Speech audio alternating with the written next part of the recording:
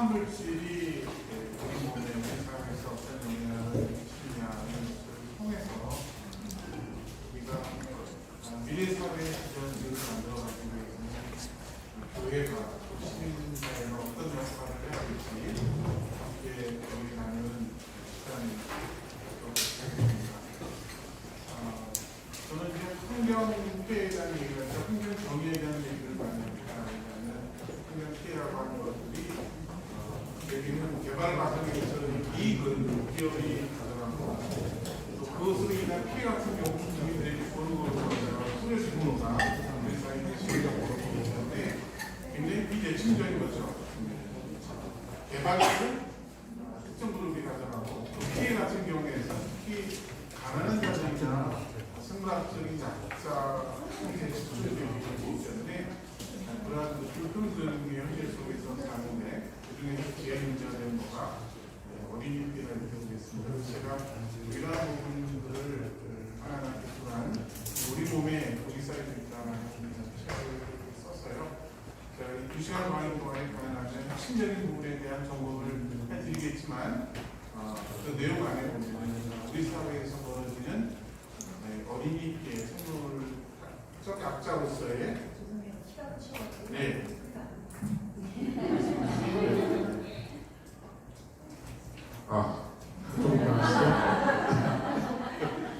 네. 특히 어린이 피해에 대해서 말씀을 드리도록 하겠습니다. 책의 내용에 보게 되면 무심코 동일 음식이 아이들 겪는 현장에서 식품을 통해서 이런 환경성 질환이 발생하는 것들을 자세히 보도록 했습니다.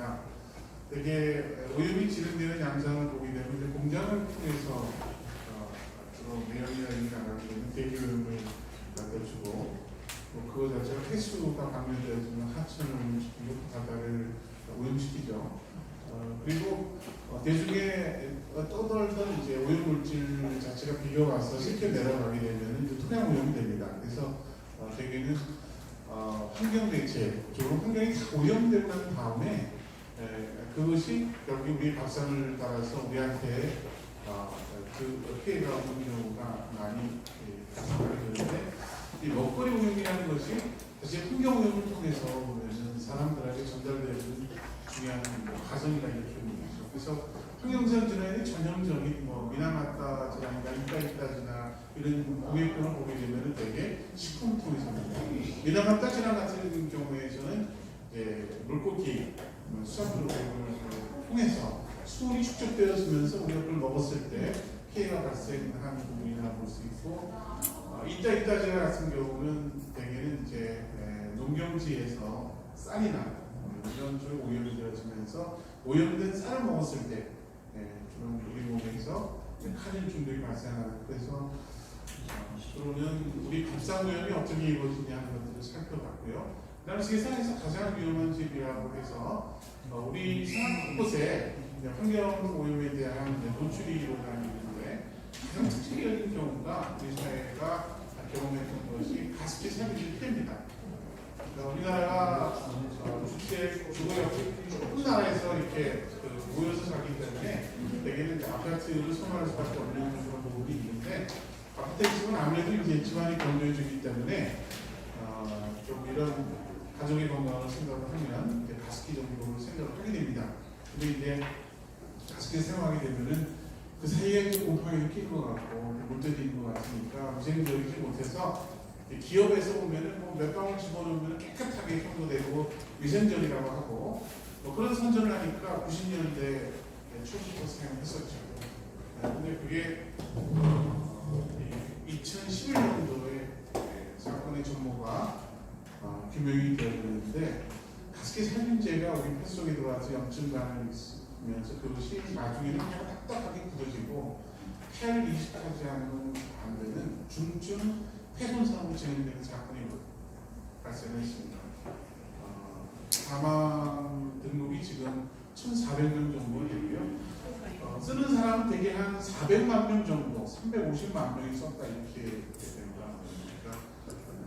그러니까 국민에 있어서 가습기 살균제를 고루 썼기 때문에 사용했던 사람들을 추산해도 350만에 400만인데 환경오염에 대한 피해, 그러니까 생활용품에 대한 화학물질 피해에서 이렇게 많은 사람들이 피해 대상이 되는 건 없어요.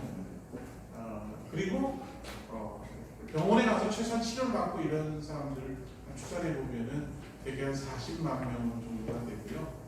지금 피해 등록이 된 경우가 이제 한 6,200명 정도는 중증 질환자들이 많이 모여 있는데 그 중에서 1,400명 정도가 사망자로서 등록을 한 거니까 엄청난 화물질 피해인데 우리는 일상에서 벌어진 이 피해에 대해서 잘 모른다고 하는 거죠. 그래서 뭐 그런 부분들, 그래서 집안 곳곳이 지뢰밭과 같은 부분이어서 우리한테는 이것이 가져다 주는 위험성에 대해서 잘 알려주지 않은 상태에서 소비자들은 계속적으로 이제 광고를 통해서 뭐를 사용 좋다고 계속 광고를 하게 됩니다. 그리고 내부성이 있게 좀 이렇게 제작하면 좋은데 기업 같은 경우에서는 제품들 충분히 오래 쓸 수 있는데 일정 기간을 지나면 새 제품을 구매하도록 계속 요구를 하게 되고 그 안에서는 뭐 플라스틱 재질도 많고 그 안에서 여러 가지 화물질과 중금속이 많음에도 불구하고 일정 정도의 시간이 되면은 뭐 휴대폰 같은 경우도 새 기종을 바꿔야 되고 이런 부분들이 그러니까 우리 몸과 환경을 생각하지 않고 기업이 계속적으로 이윤을 내는 방식으로 돌아가는 상태이기 때문에 그래서 지금 나오는 부분이 환경오염에 대한 피해나 지구에서의 피해, 기후변화나 이런 부분들이 더 이상 이제 하나님 우리에게 주신 이 땅이 지속 가능하지 못하게 된 그런 지금이 이렇다는 거죠. 그런 부분에 있어서 일상에서는 여러 가지 리스크에 대해서 살펴보도록 하고 또 부모가 의사보다도 똑똑하고 하드라된 얘기를 해야 될 것 같습니다. 애들 가자 한 봉지를 먹을 때 뒤에 봉지에 뭐 새까맣게 써 있잖아요. 보면은. 네, 그래서 그게 뭐 거기 원재료 식품 첨가물 이런 거 생각해서 적혀 있어요. 보면은. 근데 그거 하나하나 살펴보고 그러면 입맛 떠가지고 도저히 못 먹어요. 이게 뭔가 또 이렇게 쭉 있는데 뭐 전문가한테 한참 물어봐야 되고 이게 얼마큼 들어있는지 독성이 어떠는지 정확한 정보가 주어지지 않은 상태에서 우리는 계속 소비를 하니까 그렇죠. 네. 소비는 그게 제대로 보면은 우리 몸에 유익을 주는 건지 아니면 독성을 주는 건지 자세한 정보가 없는 상태에 있어서 소비자들이 정확한 판단을 하기 어려운 상태라고 하는 거죠. 아무튼 그런 부분에 있어서 우리가 풍요를 생각하고 많은 소비를 함에도 불구하고 실제로 그것이 우리한테 도움이 되는 건지 오히려 그 풍요 자체가 우리 환경이나 우리의 삶에 굉장히 부정적인 영향을 줌에도 불구하고 그런 것을 인지하지 못하는 것이 아닌가 우리가 한번 자세하게 꼼꼼히 좀 살펴봐야 되겠다는 거죠. 그리고 파트 네 번째가 폐하에서 유학까지 IAEA에 걸려있다 이렇게 하는 건데 아시겠지만 우리 몸이라고 하는 것들이 이제 부모로부터 정자감자를 받아서 이제 엄마 뱃속에서부터 이제 하나하나 몸이 만들어지는 과정이라고 하는 거죠. 그래서 엄마 아빠한테 받은 거는 이제 유전 정보고요. 보면은 그리고 우리 몸이 만들어지는 부분들은 DNA라고 하는 유전 정보라고 해서 엄마 아빠에 받은 거는 어떻게 말하면 성애도 비슷한 겁니다. 그런데 성애도가 좋다고 해서 그 집이 잘 지어졌냐 이렇게 얘기할 수는 없죠. 좋은 재료를 써야 되고 잘 몸을 짓는 과정을 거쳐서 해야 되는데 그런 몸이 하나하나 만들어지는 과정이 우리 몸속인데 그러나 이제 먹는 음식을 통해서 아니면 산모가 또 대기 중에 있는 대기오염이나 미해물질에 노출되어지면서 사실은 그 집을 짓는 과정, 우리 몸 만들어지는 과정에 유해한 독성물질, 유해한 화학물질에 노출되어지면 우리의 신체의 일부가 굉장히 병약하게 바뀔 수가 있는 거죠. 그래서 이때가 보면은 굉장히 민감한 시기다 이렇게 볼 수 있기 때문에 우리가 보면은 아주 민감한 시기 때 사실은 우리 몸에서 화학물질이 굉장히 특징적인 피해를 가져주기 때문에 그 부분에 대한 이해가 필요하다 이렇게 생각합니다. 그래서 이 책에 보면 그런 부분들 참고해서 하나하나 살펴봤으면 좋을 것 같습니다. 이 생활 속에서 건너가는 독성물질인데 세상에 나쁜 놈들 굉장히 많죠. 몰려다니는 아저씨들 굉장히 많잖아요. 네, 그런 부분인데 생활 속에서 여러 형태의 이제 폭력이 있는데 그 중에서 화학물질 피해라고 하는 것들이 이제 치명적인 피해를 야기할 수 있는데 특히 우리 애들이 그 피해 대상자가 될 수 있다. 그래서 여기 관련된 문제들을 적용했는데 KHNG, PGH, MIT, CMIT 요게 보면 가스켓이 3,000%입니다. 그 종류는 거고 그 다음에 요즘 뭐 라돈 피해 같은 경우 얘기하고 그 다음에 DP라고 하는 것이 이제 디젤 연소 분진 경유 차량에서 나오는 분진 자체가 독성이고 또 발암물질인데 대기오염에서 피해가 큰 디젤 연소 물질 DP 이런 부분들이 주로는 이제 애들의 피해가 많이 야기한 부분이자 이렇게 보고 있습니다. 그래서 생활 속에서 있는 여러 화학물질 노출 자체가 특히 우리 애들한테서 영향을 미치냐 이렇게 볼 수 있고 제가 설명을 드리는 데는 주로 태아나 영유아 때 성장할 때 그 부분이 있지만 이게 보면 어렸을 때 얻어진 체질이나 몸의 건강 상태가 사실 평생을 하는 경우가 많이 있기 때문에 아마 여러분들의 건강을 생각하는 그런 계기도 될 것 같습니다. 제가 주로 설명하는 부분은 이제 독성학과 역학, 의학 분야에 해서 설명을 좀 드리는데요. 독성학 같은 경우는 어떤 물질이 우리 몸의 어떤 경로를 통해서 흡수되냐를 따집니다. 그러니까 흡입할 때, 우리가 먹었을 때, 피부를 흡수할 때 독성이 다 달라요. 노출 경로에 따라서. 어느 정도 양을 먹느냐에 따라 독성이 달라집니다. 어떤 경우에는 적게 먹었을 때는 사실 우리 몸에 영향을 안 주는 경우도 있고 또 적당한 정도가 되면은 의약품 같은 경우에 치료 효과를 나타내긴 하는데 그게 이제 용량이 과하게 되면 그러면은 처음에 가졌던 그런 영양보다도 굉장히 독성이 강한 것을 나타내기 때문에 양이 중요하다 이렇게 보겠습니다. 그래서 독성학의 아버지인 파라셀수스라고 하는 학자 같은 경우에서 모든 물질은 다 독성 물질이다 그렇게 얘기했습니다. 그래서 이제 제가 독성학 설명을 그렇게 하는 부분이라는 것은 똑같은 물질이라도 우리가 이 물질을 얼마큼 섭취하는 물질에 따라 상당히 달라집니다. 요즘 콜레스테롤 같은 경우는 우리 몸을 만드는 데 있어서 세포에서 굉장히 중요한 영양소 물질인데 그게 많아지게 되면 이제 쌓이게 되면은 혈관 내벽에 쌓이게 되면은 그게 이제 혈관 쪽에 퇴행성 변화, 동맥경화증을 촉진해서 중풍이라든가 또 뇌심혈관 질환을 유발하는 그러니까 과하면은 콜레스테롤 자체라고 하는 부분들이 결국 질병을 촉발하고 또 노화를 촉진하고 이렇게 볼 수 있을 것 같습니다. 몸의 구조를 보더라도 우리가 하나님의 창조 섭리라는 것을 이해할 수 있는데요. 우리가 일용할 양식을 줍시고 기도하잖아요.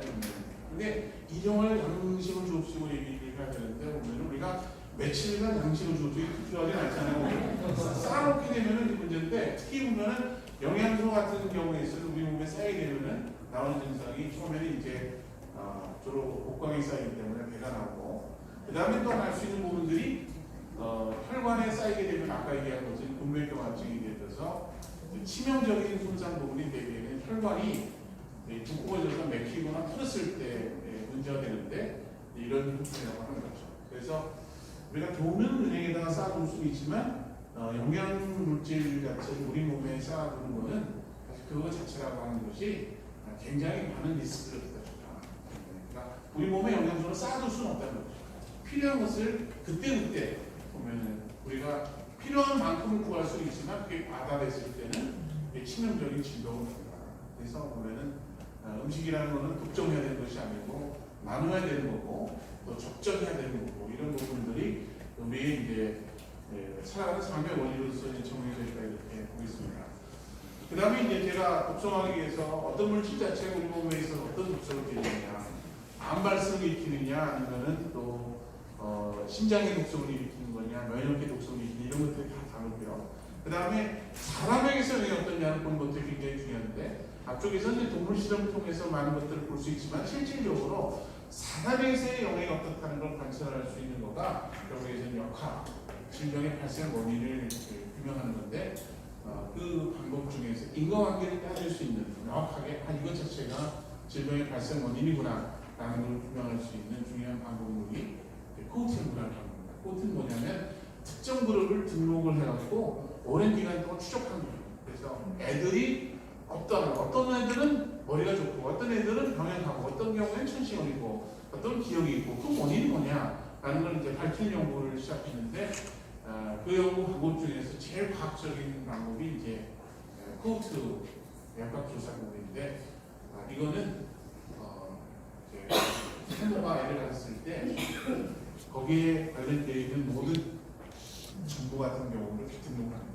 산모가 영양 상태가 어땠고 아무에 어떤 질병을 앓았고 또 가족력에서 어떤 질병을 앓았고 가족적인 유전적인 정보는 어떻고 이런 것들을 등록을 하게 됩니다. 그리고 애도 같이 등록을 하고 그러고 난 다음에 추적을 20년만 합니다.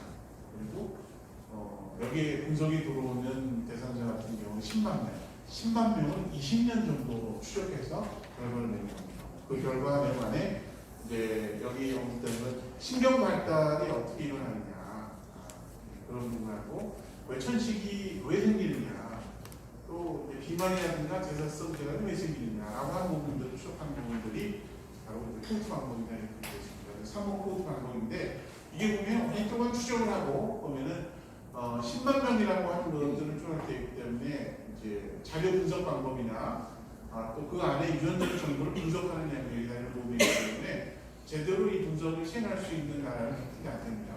선일고 저희 쪽 우리나라가 3년 전부터 이 코호트 공부를 시작해서 저도 여기 3호 코호트 연구에 직접 했습니다. 그러면은 애들의 초점을 맞추고 애들이 환경오염에 굉장히 취약하다고 했는데 오늘 얘기 잠깐 해보도록 하겠습니다. 어린이 같은 경우에는 이제 키가 작은 어린이 아니기 때문에 애들의 고유한 특성이 있어요. 그렇기 때문에 어린이들은 어른과는 구별된다고 했는데 성장 발달하는 과정 중에 있는 미완성 단계에 있는 발달 과정이기 때문에 그렇다고 볼 수 있겠습니다. 성인 같은 경우에서는 이미 우리 몸에서 어떤 화물질보다도 이것을 대사하고 독성이 없는 물질로 바꾸고 또 이것을 물에 녹여가고 소변을 통해서 배출하는 기능이 발달되어 있습니다. 그러니까 배설이나 해독 기능이 다 발달되어 있어서 일부의 잔류성 유기물질 같은 몸에서 잘 빠져나가지 않는 일부 물질을 제외하고서는 대부분 다 성인 같은 경우는 지금 식품을 통해서 이루어지는 상당 부분의 화학물질 노출 같은 경우도 어른들한테 피해가 있는 경우는 그다지 많지 않다. 특히 식품 같은 경우 관리를 엄격하게 되기 때문에 그렇다고 볼 수 있는데 애들은 좀 다를 수 있다고 합니다. 그냥 지금에 있는 다 이게 독성이 있냐 없냐는 기준 자체라고 하는 거를 성인의 기준에 맞춰서 독성 평가를 했는데 애들한테 맞춰서 오게 되면 그걸 달다는 겁니다. 그러니까 애들은 아직 준비가 안 된 상태에 있어서 어떤 물질에 노출되었으면 성인의 몸에 빨리 빠져나가는데 애들에서는 계속 작용하고 이것 자체가 독성으로 작용하는 경우가 상당히 있기 때문에 애들 같은 경우는 더 피해를 많이 보겠습니다. 신체 발달 부분에 있어서 중요한 장면은 또 임신 초기 때 배워집니다. 그래서 임신 3개월 때 보는 게 이것이다. 중요 장기 뇌나 그다음에 심장이나 이런 부분들이 이때 다 발달이 이루어진다고 볼 수 있는데 어떤 경우는 애가 나왔을 때 보게 되면은 뇌가 문양이 있어요. 그러니까 뇌가 발달된 그 시점에 뇌 손상이 이루어지게 되면은 문양은 안 되죠. 그리고 발달 과정 중에 심장 쪽에 손상이 있게 되면 심장의 일부가 보면은 손상되었으면 그러면 이제 심방, 심실 또 중경이라고 해갖고 이 심방, 이 심실인데 심방 그 사이, 심실 그 사이에 구멍이 나는 경우에서는 심장이 이제 피를 짜주는데 제대로 잘 짜주지 못해갖고 이거 자체가 애들이 보면은 잘 뛰지 못하고 보면은 유난히 힘들어하는 그런 경우가 있는데 이런 경우에서는 심장이 기억이 있는 경우가 상당한 부분이 있는 거죠. 그런 쪽 부분이기 때문에 애들이 신체의 단계가 발달하는 과정이 정해진다고 보겠습니다. 그런데 뇌가 발달되어지면서 뇌 성류나 뇌 발달 부분들이 한 6살까지도 계속 이어진다고 얘기하게 됩니다.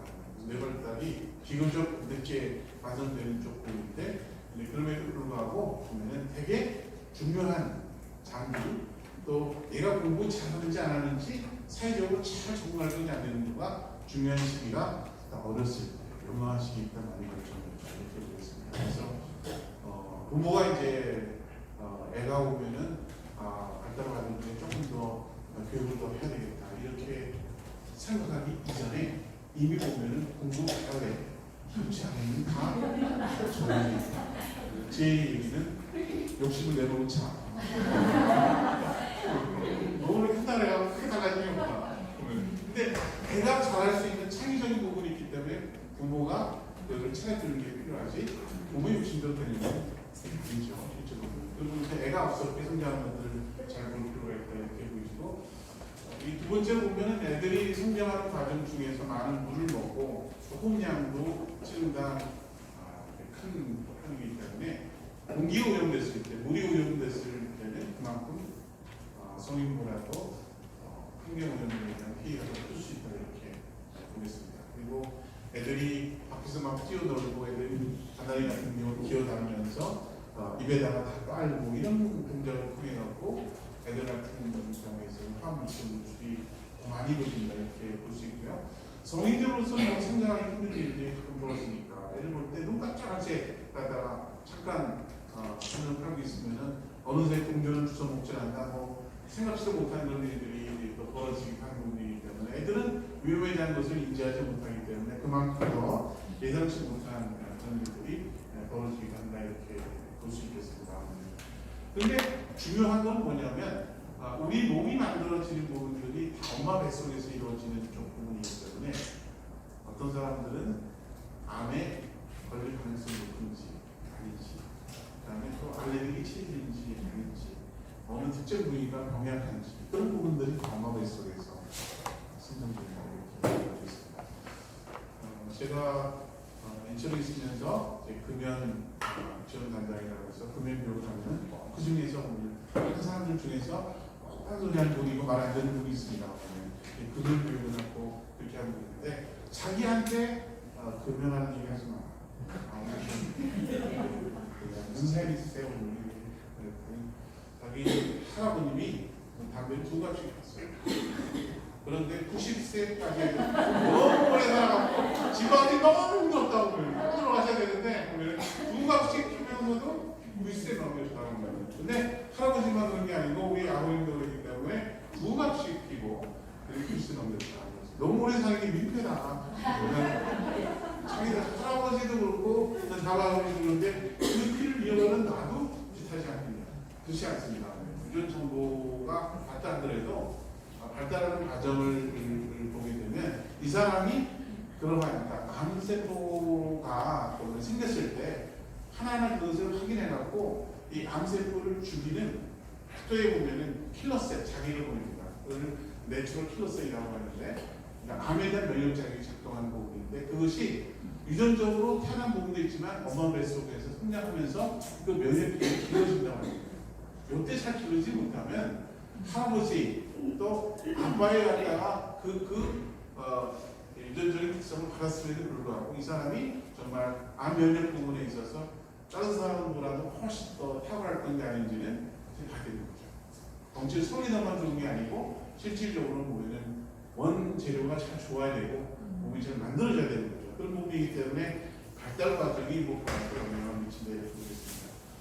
그래서 지금의 애들이 성장하는 과정들을 쭉 보면서 지금의 산업화 과정을 통해서 이것이 애들한테 어떤 영향을 미치냐 하는 것들을 우리가 좀 살펴봐야 되겠습니다. 그전 세대하고 다르게 구별되어지는 것은 그전보다는 아토피가 많아졌다는 것은 좀 느끼시죠? 아토피 비염도 많아지고 천식 비염이 많아진 거가 두드러지는 그런 부분인데 천식 같은 경우도 61년도에 나온 천식에 대한 유명한 공식적인 학술지에 나온 경우 보면 3.4%인데 지금은 한 15% 정도까지 됩니다. 아토피 피부염을 경험하는 1년 경험률을 보게 되면은 일반적으로 한 33%까지 가는데 특정 지역 40% 정도 갑니다. 그래서 천식도 우리가 그 전에 과거에 측정했던 유병률보다도 계속적으로 증가되어지면서 과거보다는 3배, 4배나 정도로 많은 천식을 애들이 앓고 아토피 피부염 같은 경우도 우리 많은 애들이 저희가 알레르기 질환을 갖는다 이렇게 보고 있습니다. 여기서 말하는 천식, 아토피, 피부염, 비염 그리고 식품 알레르기가 이 발생 과정이 보면은 동일합니다. 뿌리가 동일해요. 얘네들 같은 경우에서는 한 가족이다 이렇게 보면 뿌리가 동일합니다. 같은 발생 원인을 공유하기 때문에 패밀리라고 하는데 이것을 알레르기 질환이다, 아토피 질환이다 이렇게 얘기합니다. 이 발생 원인이 같은 뿌리를 갖는 양상이기 때문에 한 질환에 노출되어지면 다음 질환의 발생이 있습니다. 그래서 뿌리를 물고 그렇죠. 한 알레르기 질환이 생기면 그 다음에 알레르기 질환들을 계속적으로 불러일으켜서 꼬리를 물고 가고 이게 평생 동안 이어질 가능성이 높은 거가 알레르기 질환이다. 그러니까 면역 체계가 잘 보면은 발달되지 못하고 어린 시기에 알레르기 질환에 노출되어지면 그러면은 면역 체계가 과민한 상태에서 여러 가지 알레르기 질환에 노출될 가능성이 이렇게 볼 수 있겠습니다. 그런 부분에서 처음에 알레르기 질환이 발생하는 거하고 뒤쪽에 발생되는 과정을 잘 봐야 되는데 처음에 노출되는 정도는 이제 식품 알레르기를 통해서 노출되어집니다. 그러니까 애들이 이유식을 시작할 때 먹는 것을 통해서 알레르기를 노출되었습니다. 그리고 주로 알레르기에 노출되었을 때 문제가 되는 것은 호흡성 알레르기 부분인데 진먼지 진드기나 곰팡이나 이런 부분들이 우리 애들 같은 경우에서는 한 70~80% 정도가 양성 반응을 보이는 경우가 있는데 이건 다 호흡성 알레르기입니다. 애들이 유치원 지나고 난 다음에 막 뛰어놀면서 많은 공기양을 흡입하고 이렇게 했을 때 노출되어지는 것이 호흡성 알레르기라 이렇게 볼 수 있고 이렇게 호흡성 알레르기 노출되기 전에 노출되는 것이 식품 알레르기. 식품 알레르기 원인이 여러 가지가 있는데요. 우유나 또 계란이나 견과류 종류이나 소고기, 돼지고기도 다양하고 과일 같은 경우도 복숭아, 사과 여러 가지 종류가 굉장히 좀 많은데 성인한테는 뭐 특별한 문제가 없는 경우도 특정 애들한테서는 그게 알레르기로 적용한다 이렇게 되겠습니다. 그러니까 특정 효소가 발달돼 있어서 그 식품 자체를 잘게 쪼개서 흡수한 형태로 이제 몸에 영양 물질을 흡수할 수 있어야 되는데 이제 소화효소나 이런 것이 잘 발달되지 않기 때문에 그 물질 자체가 틈으로 보면은 외부의 이물질로 인식을 해버리는 거죠. 그런데 이 식품 알레르기 질환 같은 경우는 시간이 지나면은 3분의 2 이상 정도는 저절로 좋아지는 경우가 많습니다. 그러니까 애들이 식품 알레르기가 보이지만 그때만 지나게 되면은 정상적인 형태로 돌아오는 경우가 많이 있기 때문에 그 민감한 시기를 지나는 거 굉장히 중요하다 이렇게 보겠습니다. 그래서 잘 살펴야 되는데 보면은 이 초등학교 가보게 되면은 그 중에서 반에서 유난히 키도 작고 몸무게도 안 나는 1%의 성장 부족의 애가 있게 되는데 보게 되면 되게 아토피 피부염을 갖는 경우가 상당히 많이 있습니다. 그것도 중증의 아토피 피부염을 성장 부족 1%의 성장 부족의 애들은 중증 아토피 질환을 갖는 경우가 상당히 있다 이렇게 됐습니다. 처음에 이제 식품을 먹이는데 알러지 반응을 보이니까 애가 보면 가렵기도 하고 또 뱃속에 들어가서 가스가 생기기도 하고 그러니까 배가 가스가 차고 팽창되면서 통증을 느끼니까 음식을 잘 안 먹으려고 합니다. 그래서 특정 음식에 대해서 잘 안 먹으려고 하면 애가 어떤 이유 때문인가 잘 살펴야 되는데 엄마가 별로 관심이 없어. 그래서 뭐 내가 잘 먹으려는 입이 짧아갖고 안 먹는 놈이 나보다 이렇게 대수롭지 생각하지 않고 반복적으로 보면은 잘 안 먹으려고 그러니까 이게 애가 오면 잘 먹지 못하기 때문에 잘 성장을 못하는 거죠. 그렇죠? 그런 부분이고 또 잘 때 보면 자꾸 긁고 그러면은 숙면을 해야지만 잘 때 성장 호르몬이 나오면서 애들이 보면은 쑥쑥 큽니다. 그런데 보면은 잘 때 숙면하지 못하게 되면은 그러면은 성장이 잘 이루어지지 못하죠. 잘 때 이제 긁고 이렇게 하게 되면은 진물도 생깁니다. 그런데 잘 때 이제 이불을 덮고 자는 경우에 이 진물 난 부위하고 이제 그 부위가 눈에 늘어붙는 경우가 생기죠. 그래서 아침에 엄마가 일어나서 이제 유치원 가야지 하고 이불을 뒤치면은 이제 붙어있던 게 이제 떨어지면서 이제 막 피가 나죠.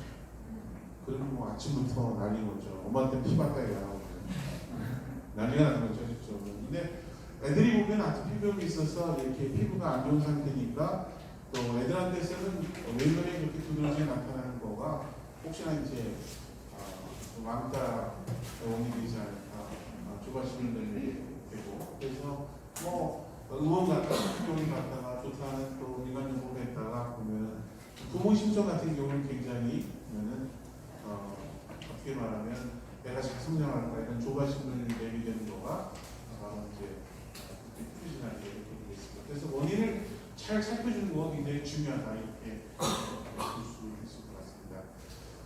한 해는 이 사과에 알러지인 경우인데 쭉 추적하면서 참 좋아졌어요. 그래서 와갖고 많이 좋아졌구나 그랬더니 그럼요 저희는 네 선생님 때문이에요 뭐 그런 거예요. 학생이 이거 맨날 하잖아요. 네 그렇게 해서 야 너는 어렸을 때 아니 과거에 갔다가 태어났으면 너는 분명히 굉장히 그냥 공주인의 특징이다. 여학생 선생님은 저를 확실히 알아보시는군요. 그래서 왜 그러냐고 물어보는데요. 백설공주가 아기한 놈한테 삐리 빠져갖고 사과 먹고 쓰러졌는데 너 지금 사과를 좋아했잖아. 그러면 사과 먹고 쓰러지는 거 똑같은 거야. 그래서 백설공주의 피하고 똑같다.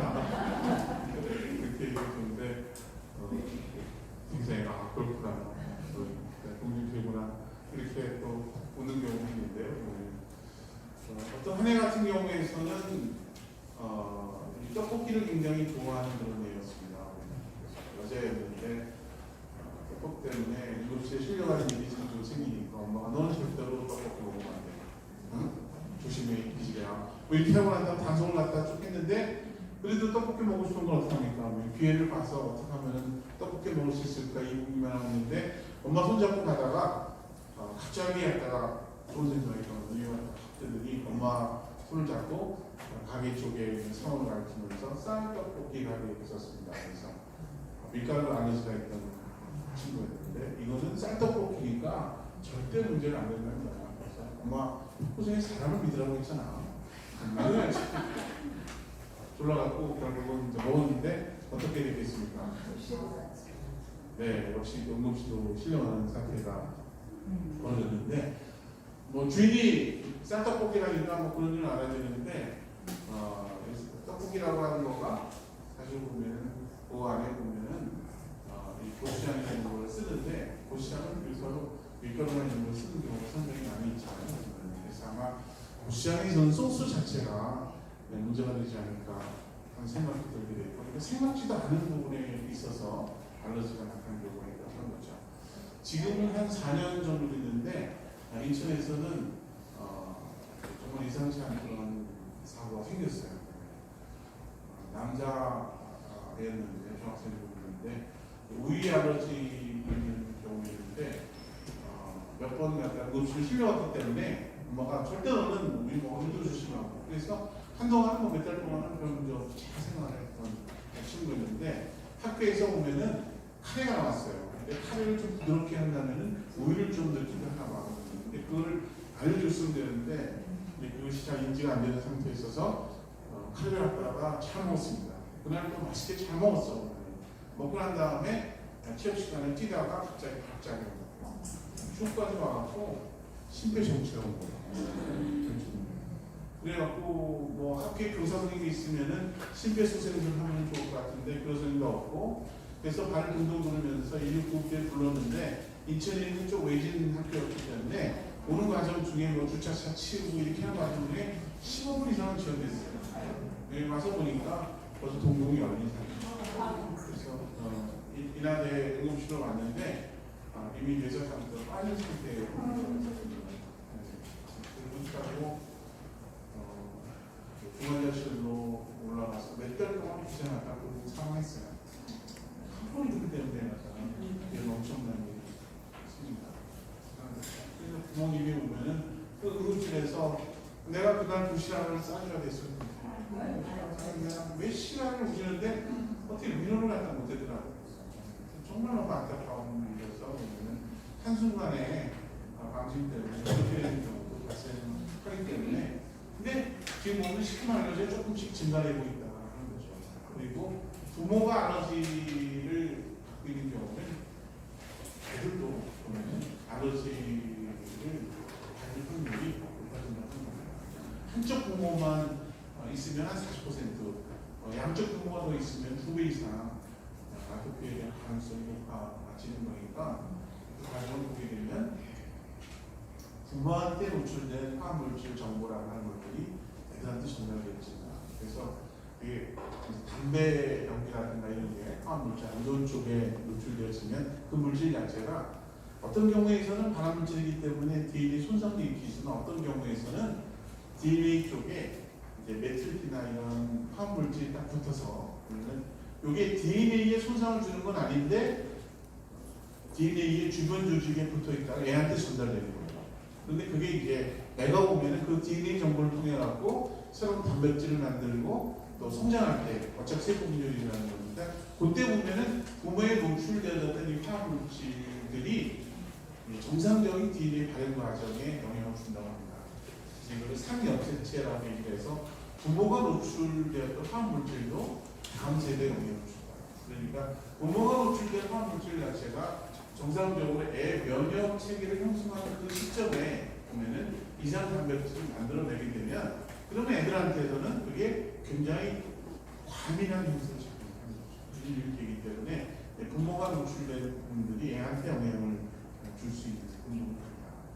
그런 부분이어서 이제 화학물질 자체가 보면 부모를 통해서 2차적으로 다음 세대에 전달되는 과정들이 또 가능해지기 때문에 그 부분에 대한 감시를 부분에서는 안 된다는 생각이 됩니다. 이제 비염도 발생하는데 지금 비염이 이제 천식 다 발표한 다음에 그다음 비염으로 증가되는 부분인데 비염에 대한 비염률이 거의 20% 정도 되면 뭐 비염 뭐 냄새 못 맡고 약간 피 막히고 그러면은 냄새 못 맡고 뭐 이런 것들이 조금 성가시긴 하지만 뭐가 문제되냐 하는데 부모 같은 경우는 비염 때문에 심각한 문제가 있었습니다. 나이가 드신 분인데 잘 때 코가 막혀서 보면은 이게 숨을 못 쉬는 것 때문에 갑갑해갖고 잠을 못 주무시는 거야 정상적으로. 그러니까 한 번 이렇게 좀 냄새 못 맡고 이런 거는 견디더라도 사람이 잠을 못 자면요 못 견딥니다. 네. 해서 잠을 못 주무시니까 잠을 못 주면은 이제 몸에 여러 가지 노폐물이 축적되고 그러면 그게 중풍이나 또 심근경색과 같은 중증 질환이 되기 때문에 알러지 질환 자체가 다른 질환을 촉발시키는 원인으로 작용할 수 있습니다. 이렇게 보겠습니다. 애들 태어날 때 체중이 떨어지는 애거나 아니면은 임시 주수보다도 조금 더 일찍 나오는 애들도 있고 또 기형이 있는 경우가 늘어나는 부분이 이제 문제다 이렇게 볼 수 있는데 체중이 떨어지는 애들 같은 경우가 표준 체중이 3.5kg입니다. 그런데 2.5kg 정도 되면 저체중은 문제인데 체중이 떨어지는 경우는 엄마 뱃속에서 정상적인 성장을 잘 못했다는 거예요.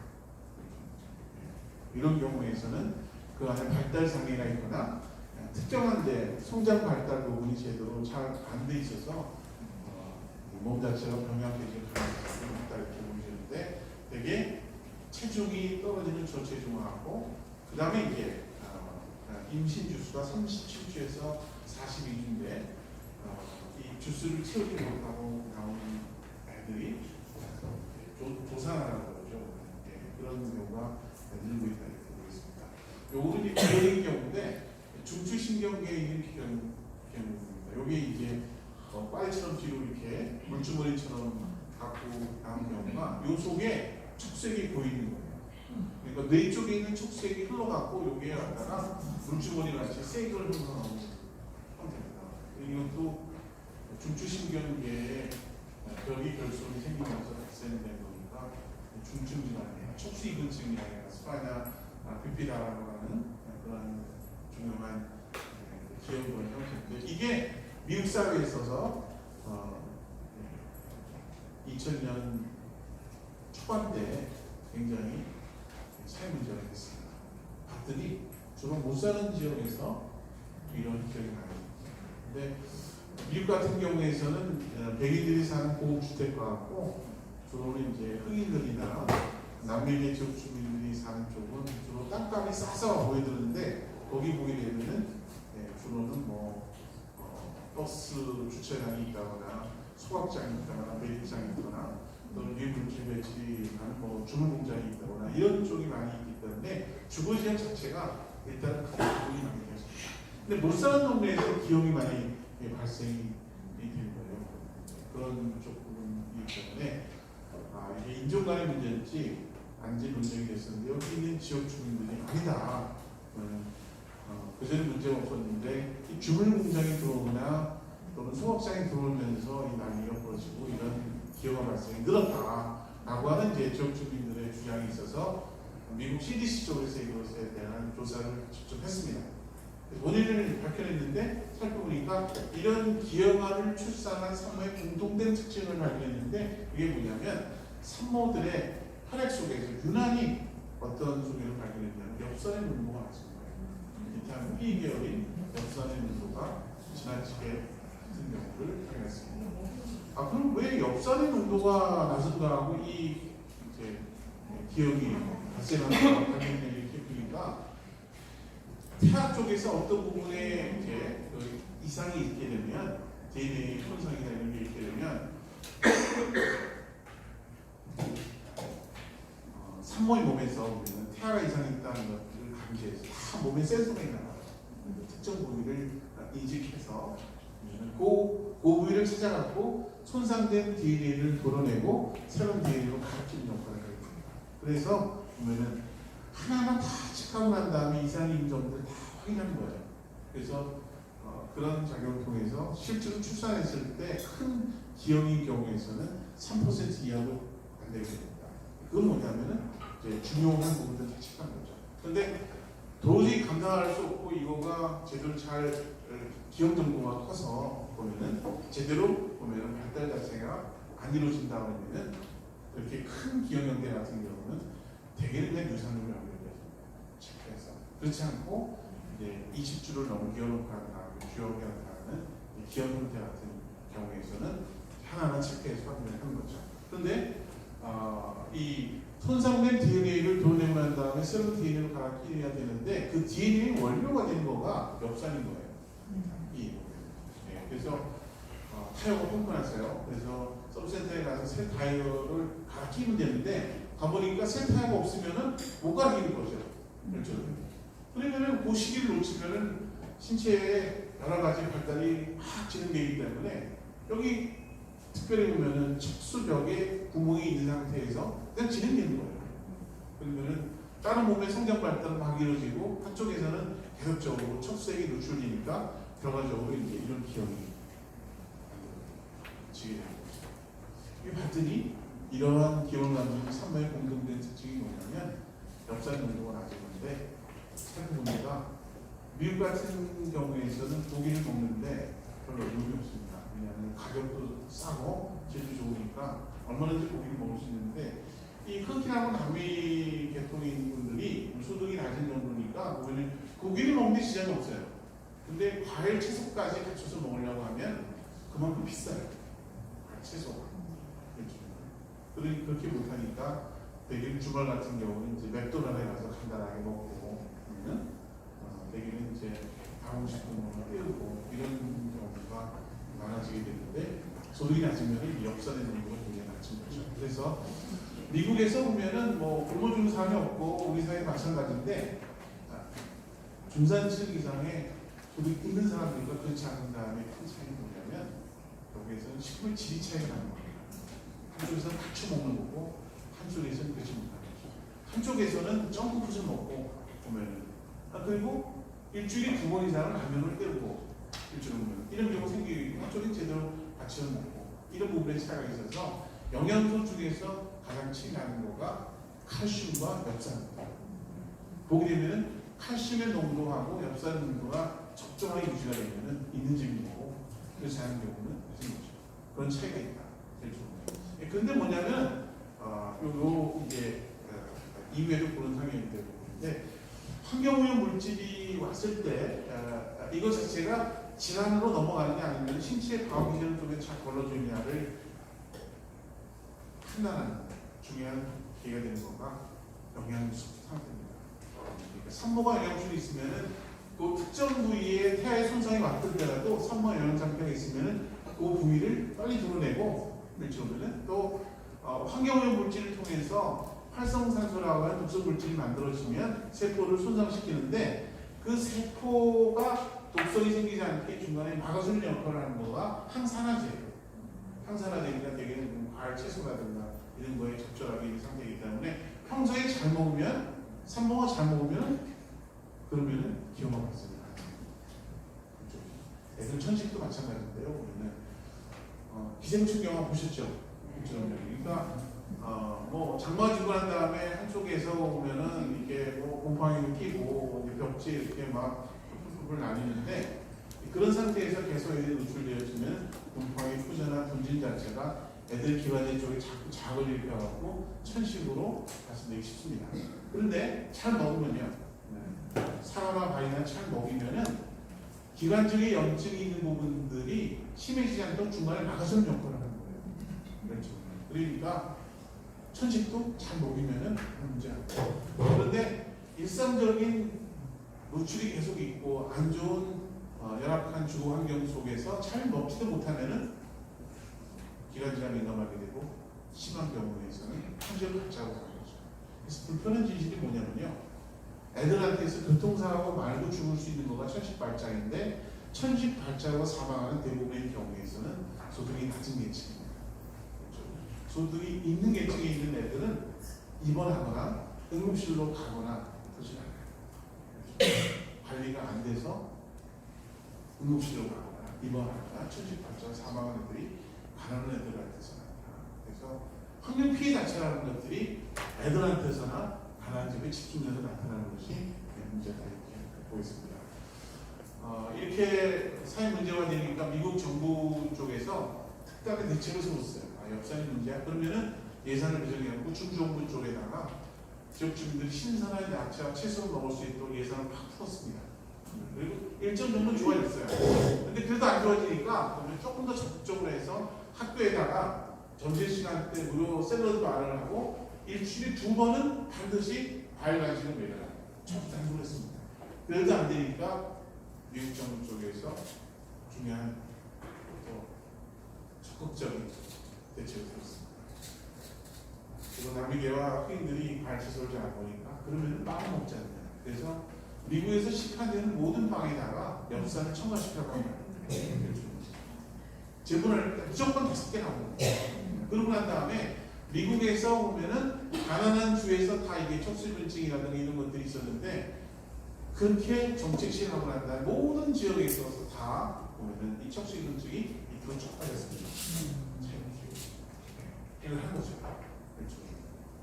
그래서 이 결과를 갖다가 학술제에다가 다 기입을 했습니다. 미국 CDC 쪽에서 과학적으로 분석하고 정책을 개발하고 이렇게 해서 이 문제를 해결했다. 빈곤과 관련되어 있는 기업화 문제를 해결했다라고 했는데 그 세 기록을 남기면서 뭐라고 되어 있냐면은 보면은 현대판 기적이다. 모든 미러클 프로젝트든지 과거 통해서 보는 기적이다. 하고 그 내용 안에 보면은 하나 보면은 뷰티풀 스토리, 아름다운 스토리다. 그리고 미국 정부가 정말 미국 국민들을 얼마나 사랑해서 보면은 이렇게 하고 아무튼 그런 겁니다. 보면은 이 과학술지에다가 굉장히 아름다운 소식을 다 집어넣어갖고 보면은 얼마나 이렇게 어떤 아름다운 것들을 만들 수 있냐 이런 거에 대한 글들을 하나 적어갖고 다 하고 해요. 얼마나 자랑하고 싶겠어요. 보면은 그런 부분들이 결국에서는 이게 식품 정책이라고 하는 것이 환경성 질환의 예방과 가난한 사람들이 갖고 있는 질병을 차단하는 데서 굉장히 중요한 역할을 하는구나 하는 것들을 밝혀낸 부분이죠. 그래서 환경피해라고 하는 것들도 결국에서는 사회적인 관점에서 굉장히 가난한 사람들, 사회적인 약자 쪽에 집중되어지는데 이것을 바꾸는 데 있어서 중요한 정책적인 하게 됩니다. 그 다음에 미수가인데 이게 2000년 초에 제가 보면은 미국 쪽에 연수 있을 때 주요 연구들을 많이 수행했습니다.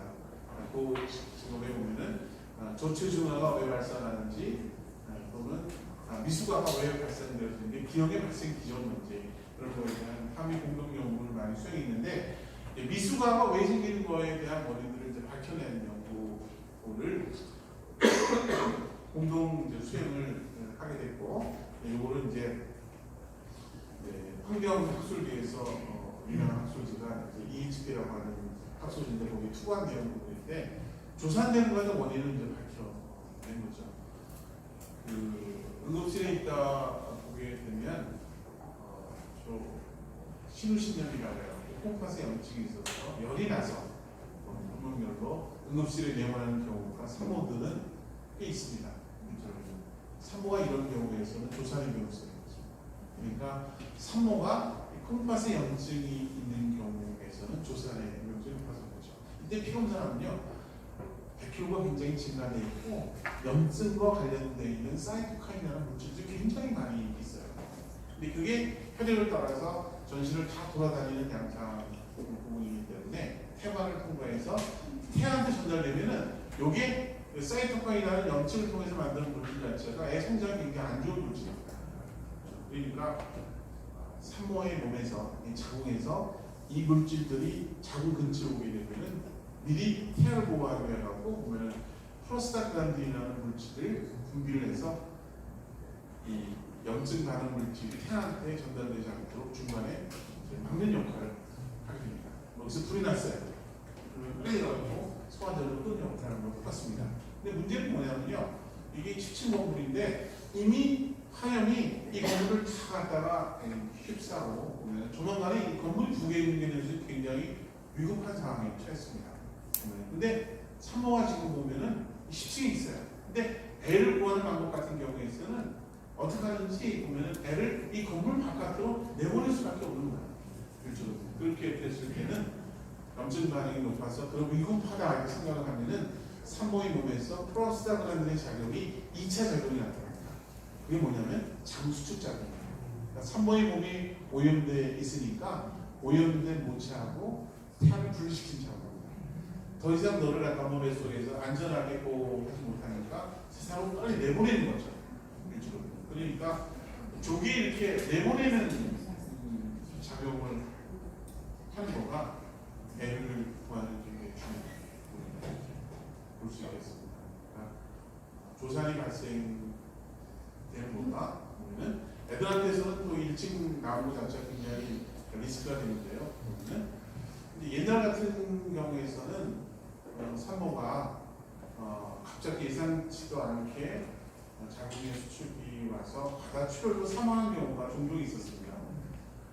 근데 지금은 뭐 애가 나오더라도 인큐베이터에 들어가고 엄마에서 똑같은 환경에 있어서 별 문제가 없을 수 있지만 그때는 사실은 뭐 7개월, 8개월 때 나오는 애들이 조산인 경우가 있는데 이런 경우는 산모는 죽고 애만 사망하는 경우인데 아빠가 애를 갖다가 안고 이웃을 돌아다니면서 젖동량하고 기르는 애가 칠삭동, 팔삭동 조산아들. 그런데 이 조산아들은 보면은 원래는 한 9개월 정도 돼서 폐가 성숙해서 자기 호흡을 할 수 있는 정도가 돼야지만 세상에 나오는 거예요. 그리고 엄마 젖을 먹고 에너지를 만들 수 있는 수준이 돼야지만 세상에 나오는 거야. 그렇죠. 그렇지 않은 상태에서 나오게 몸이 준비가 안 된 상태에서 나오게 되면 굉장히 위험한 거죠. 그래서 이제 7개월, 8개월 때 나오는 경우에서는 대개는 10명 중에 한두 명 정도만 살아남기 때문에 옛날에 칠삭동이, 팔삭동이라고 하면은 굉장히 귀하게 아빠가 보면 젖동량하면서 키웠으니까 얼마나 귀하게 키웠겠어요. 그런 경우를 칠삭동이, 팔삭동이다. 그런데 이제 문제는 뭐냐면 이런 이제 조산아가 아까 발생 기전을 보니까 어쩔 수 없이 산모의 몸에 염증 반응이 계속적으로 생기는 거니까 결국에는 애를 보호하기 위해서 그렇게 조산을 선택했는데 지금 산모의 몸에서 염증을 일으키는 조건들이 굉장히 다양하게 발생하고 있습니다. 식후변도 그럴 수가 있고요. 아까 신우신염 몸에 따라 염증이 있는 거 말고 또는 이제 대기 중에 있으면 우리가 호흡을 할 때 안 좋은 초미세먼지가 폐에 들어와서 염증 반응을 일으키면 이것도 역시 몸에 염증 반응을 하는 거죠. 다양하게 우리 몸에 있는 폐나 다른 뭐 염증 반응 자체가 결국에서는 사물 몸에서 염증 반응이 커지면 이제 폐관을 통해서 애한테 영향을 미치기 때문에 이제 중간에 차단하는 역할을 해야 되는 거죠. 근데 지금 상태는 조선 아가에서 좀 늘어나는 양상을 보게 되면 산모의 몸이 점점 오염되고 있다.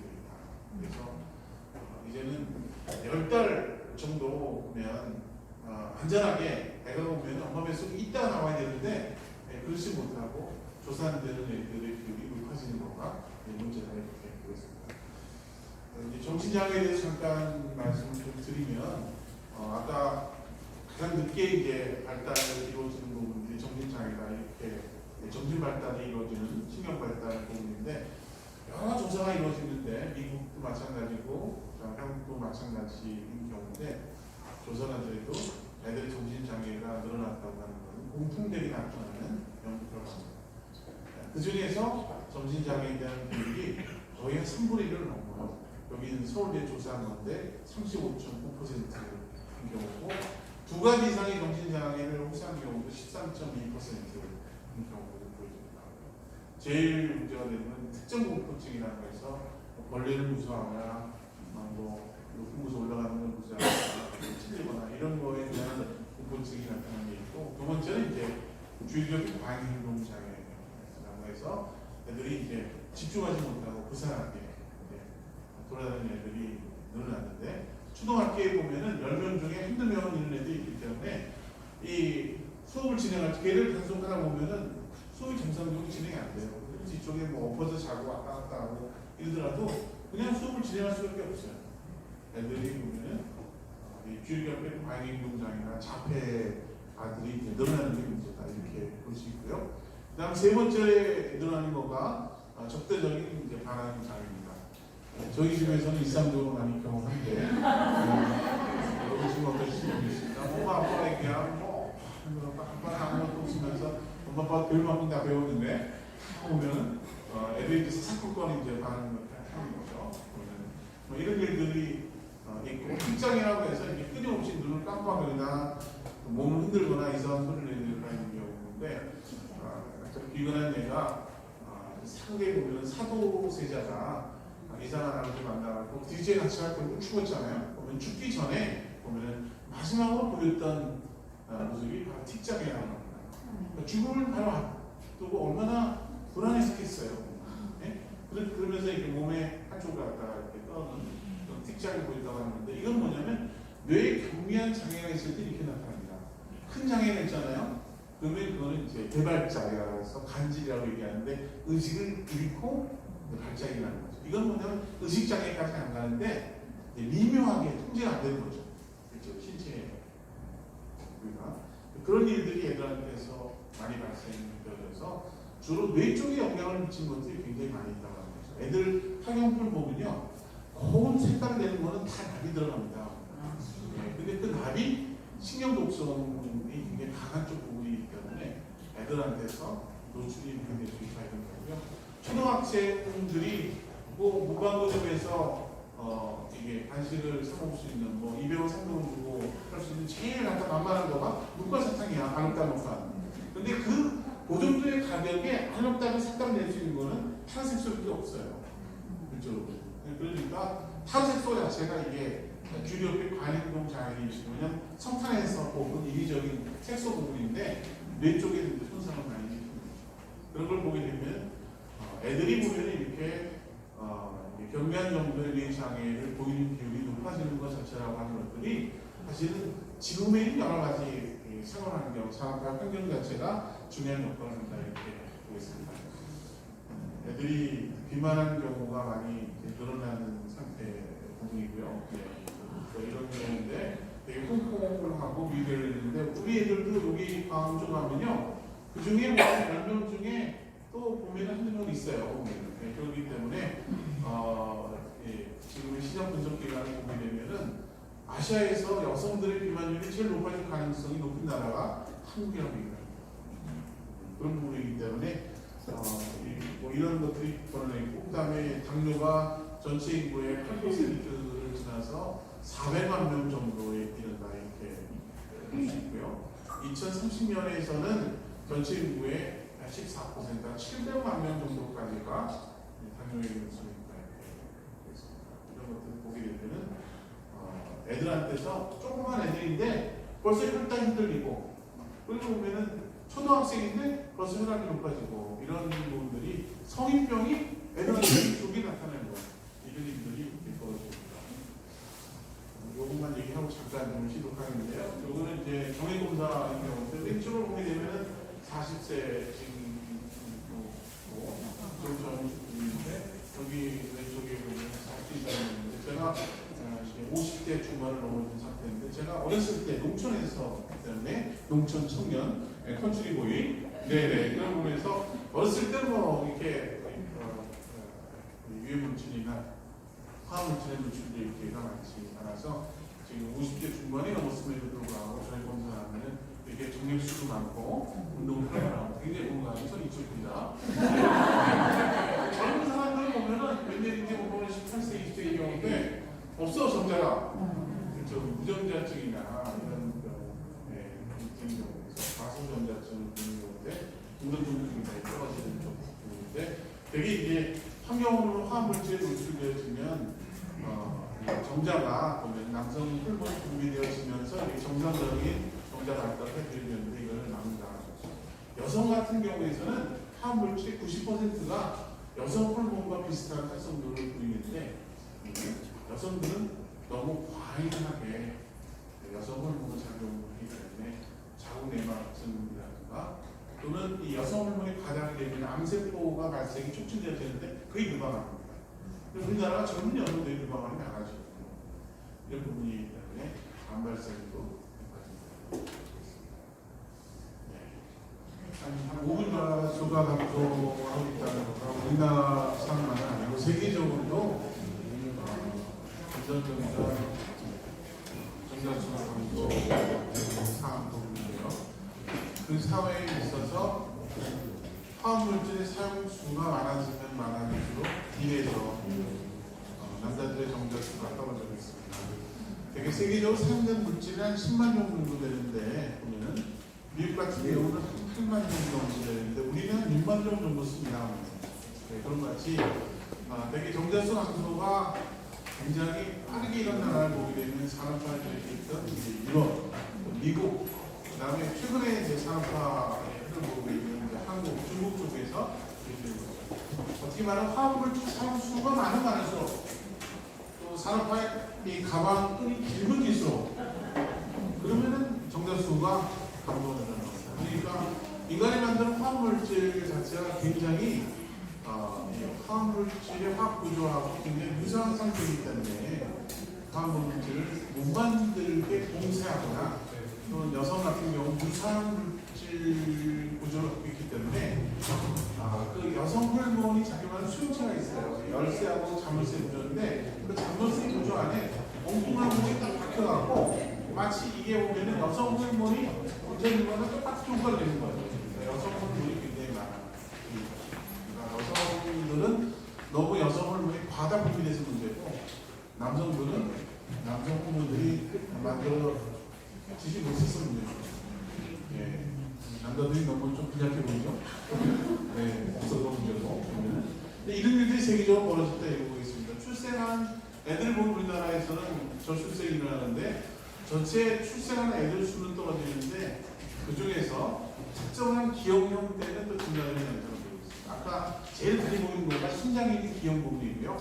그 다음에 수가 이게 비율이 높아지는 경우가 주로는 호르몬과 관련된 비뇨 생식계 쪽의 기형이 많아진다고 있습니다. 제가 요 보관형입니다.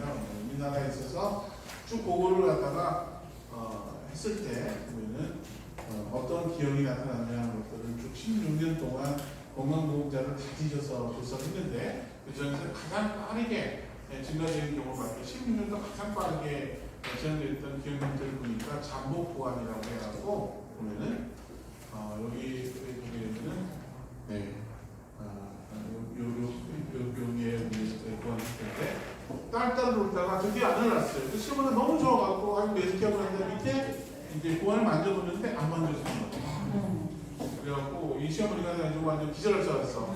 그래서 빨리 불러가고 어떻게 됐냐고 했더니 배에서 아직 안 내려왔어. 복강에서 왜 그랬냐면요. 산모가 남자애를 가졌을 때 보면은 한 9개월 정도 되면 남자애들도 이제 부신 기능이 발달하기 때문에 스스로가 이제 남성 호르몬 테스토스테론을 만들어냅니다. 그러니까 엄마 뱃속에서 나도 남자라고 이제 남성 호르몬을 막 분비하기 시작한 거예요. 그러면 그거가 신호탄이 돼갖고 애가 이제 나올 준비를 하는 겁니다. 그래서 그거가 이제 테스토스테론이 분비되기 시작하면은 복강내에 있는 고환이 이동을 시작해서 밑으로 가서 성기를 만들면 그러면 10달째 이제 애가 나오는 거죠. 그렇죠. 네. 그런데 그 9개월 때 엄마가 보면은 뭐 약을 잘못 먹었든지 아마 어떻게든지 간에 여성 활성도가 굉장히 높고 또 남성 호르몬을 만들어내지 못하게 하는 그런 화학물질에 노출되어지면 그러면 애한테 영향을 주는 거예요. 애들의 부신 기능을 떨어뜨리고 남성 호르몬을 못 만들게 하고 여성은 또 여성 호르몬이 활성도가 높게 형성되어지면 이런 기억 형태가 나타납니다. 그리고 또 하나가 있는 경우에서는 이와 같이 요도가 있는 경우입니다. 이게 이제 남성의 성기라고 하면은 소변줄이 끝에 있잖아요. 소변이 이렇게 있으니까. 근데 기억 나오는 거 보니까 그 요도가 여기 끝에 있는 게 아니고 밑에 붙어 있어. 그게 요도 하혈이에요. 위쪽에 있는 경우도 있어요. 요도 상량. 그러니까 소변줄이 엉뚱한 데 붙어 있는 거예요. 이런 경우는 이제 불임에 대한 가능성이 많고 보면 또 솔부분을 보는데 얼마나 불편하겠어요. 보면 이런 기억이 있는데 되게 호르몬의 교란이 있게 되면 잠복관도 생기고 요도하혈이 일어나는데 다른 나라들도 산업화 과정에서 2배, 3배 높아지는 그런 경우가 있는데 우리나라 같이 9배, 10배 높아지는 경우에는 사실은 이렇게 높아지는 경우에는 기록이 없는 경우인데 우리는 이렇게 보면은 특정한 기억이 급격히 증가하는 걸 나타내는데 이거는 이제 환경 호르몬의 영향이 큰 거죠. 근데 우리나라 사람들이 사실 이게 사업 발달 중에서 화석연료의 사용량, 이른 사용량하고 플라스틱 사용량이 이런 것들이 세계에서 보면 제일 높습니다. 네, 그러니까 이게 이 플라스틱을 많이 사용한다는 의미가 뭔지, 또 화석연료를 사용한다는 의미가 뭔지 알게 되면 사실 기가 막힐 일이거든요. 화석연료가 사용 많이 되면 이게 기후변화를 촉진해서 지구온난화 현상들이 촉발되는 부분입니다. 우리나라가 사실은 보면 개발도상국에서 현재 넘어가는 과정 중에 화석연료 사용량이 인간 기준으로 제일 커진 거죠. 화석 사용량도 그런 부분이기 때문에 사실은 산업화의 결과이기도 하지만 근데 그것이 단지 물질적인 걸 향유한 것을 지나서 이제는 우리 사회의 근간을 끊는 정도의 피해를 여러 형태로 경험한다 이렇게 보겠습니다. 그래서 요도하혈과 환경호르몬이 있고 여성들 같은 경우는 이제 극심한 통증을 나타냅니다. 여기 자궁 내막적인 경우인데 여기 보면은 자궁 안쪽 이쪽에 보면은 자궁 내막이 형성되는 쪽인데 애가 들어서는 자리가 여기지 않습니다. 남자와 정자가 만나갖고 태아가 형성되는 점이 바로 이제 자궁 안쪽에 이렇게 형성되어지는데 바깥쪽에 있으면 이제 임신 외 자궁 외 임신이 되는 거고 아무튼 그래서 여기에서 들어가야 되는데 여기에서 애가 들어서지 않으면은 요 생긴 자궁 내막 구멍이 떨어져 나오게 돼서 밖으로 배출되면 그게 여성들의 생리인 거예요. 달거리. 그래서 여기가 이 경우인데 문제는 자궁 내막이 여기에만 이렇게 형성돼야 되는데 이게 뭐 방광에도 있고 난관에도 있고 복강에도 있고 심지어는 흉곽까지 있고 온몸에 자궁 내막이 증증돼요. 기가 막히게 일이죠. 근데 이렇게 되면요 생리할 때 몸에 도저히 못 끼는 거죠. 그 통증이 굉장히 심하고 그 통증을 이기지 못해서 혈압이 툭 떨어지면은 얼굴이 화사하게 되어갖고 여성이 이제 응급실을 실려오게 되는 거죠. 그래서 1년에 몇 번씩 쓰러지니까 얼마나 답답하겠어요 보면은. 그래서 부모님이 쫓아와갖고 응급실에서 이거 웬일이냐 산부인과 의사가 나타났는데 자궁 내막증이다. 그래서 이제 설명해 주는데 경미한 경우에서는 자궁 내막을 이렇게 긁어내서 치료되는 경우가 있지만 심한 경우에서는 자궁 전체를 드러내야 될 정도로 굉장히 심한 경우가 있습니다. 근데 이제 아직 미혼인데 부모가 도저히 이제 받아들일 수가 없는 거죠. 아직 결혼도 안 했는데 자궁을 드러내지 않으면 뭐 어떻게 하자는 건 없어요. 말이 안 되는 거죠. 그렇죠. 아무튼 이런 일도 생긴다는 거죠. 그리고 여성들 같은 경우는 이제 유방암이 진행되는데 다른 나라 같은 경우 유방암은 나이가 들어서 되게 60세 정도 됐을 때 나타나는 유방암인데 이때 나타나는 유방암은 성장이 굉장히 더디게 일어나고 보면은 굉장히 갖다가 느슨한 형태로 암이 발달되기 때문에 대개는 예후가 굉장히 좋은 모습이 있습니다. 근데 우리가 경험하는 유방 같은 경우는 되게 젊은 나이에 예정되는데 성장이 빠르고 빨리 들어가고 혈관을 침입해갖고 전신에 퍼지는 거예요. 그러니까 그 초기의 진단 시기를 놓치면은 이미 혈관을 타고 들어가서 몸에 암세포가 쫙 번지면은 어떤 것도 보면은 항암 치료제도 그렇고 암살 치료도 전혀 소용되지 않습니다. 그래서 제 주변에도 유방암 후유증으로 사망한 젊은 여성들이 꽤 있었는데 이런 일들이 생기는 거죠. 근데 그 생긴 층을 보게 되면은 되게 30, 40대인 경우인데 우리가 경제 성장이 되고 난 다음에 80년대 이후에 보면은 식단 자체가 소고화가 되고 이렇게 보면은 여러 가지 이제 식생활의 변화라든가 그런 것들이 이제 젊은 여성들에게서의 화학물질 노출을 갖다주고 이런 이제 유방암의 발생을 증가시킨 것으로 그렇게 보고 있습니다. 소변을 분석해 보면은 소변에서 이제 플라스틱을 말랑말랑하게 만든 그 토탈레이트가 있는데 되게 그 전에 플라스틱은 던지면 깨질 정도로 굉장히 좋았겠는데 지금은 던지더라도 안 깨질 정도로 갖다 굉장히 부드럽잖아요. 말랑말랑하고. 그리고 어린이집 가게 되면 그 매트리스 까는데 거기에 매트리스에 들어가는 부분들이 이게 토탈레이트인데 굉장히 갖다가 부드럽잖아요. 애들이 다치지 않게 하고. 근데 여기에서는 토탈레이트가 많이 들어가 있다는 거죠.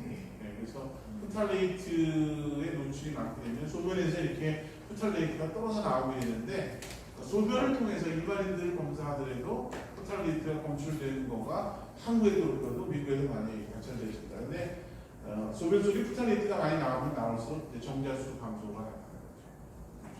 그래서 남자들 같은 경우에서는 점점 이제 정자수가 줄어들고 운동성이 떨어지고 이런 부분이 새 문제가 된다 이렇게 볼 수 있겠습니다. 그래서 저는 아들만 둘인데 미래의 프로세스가 굉장히 커지니까 걱정이 굉장히 많습니다. 이게 요즘 같은 있는 사람들 같은 경우는 결혼하기 전에 이제 건강 진단서를 떼고 나서 이런 얘기를 하잖아요. 보면 갈수록 결혼하기 힘들어지는데 나중에 미래에서는 남자들이 정자가 온전하다 라고 자부하는 증명서를 떼어야 된다는 결혼할 수 있는 또 이런 사태가 벌어질 수 있지 않을까 싶어서 보면 두 아들을 두고 보면 제발 열심히 공부하자 네 그런 얘기를 합니다. 이 잔류성 유기물질 자체가 이제 갑상선에도 영향을 미치게 되는데 태아의 이제 뇌발달에도 영향을 미친다 이렇게 볼 수 있겠고요. 그래서 정리하게 되면은 새로운 환경성 질환들이 계속적으로 이제 발생하고 있다 이렇게 볼 수 있습니다. 그 전에 어떤 일들이 벌어집니다. 예를 들면 미세먼지라고 하는 거는 10 마이크로미터 언니가 어떻게 말한다면은 머리카락이 한 10분의 1 정도, 초미세먼지는 40분의 1 정도인데 우리 몸에서 아주 작은 입자들은 이렇게 오는 구조에 입자가 붙는 거는 우리 신체 발달 구조가 다 이거를 갖다가 제거할 수 있는 그러니까 점액을 통해서 걸러내든가 아니면 이제 손모를 통해서 걸러내든가 아니면 폐포까지 들어가게 되면 이제 마크로파자라고 탐색세포가 이제 폐포까지 들어온 부분들을 잡아먹습니다. 그래서 신체 구조가 있는데 미세먼지, 초미세먼지는 산업화를 통해서 특징적으로 발달되었는데 우리 신체 구조상 걸러낼 수 있는 방법이 없습니다. 그렇죠?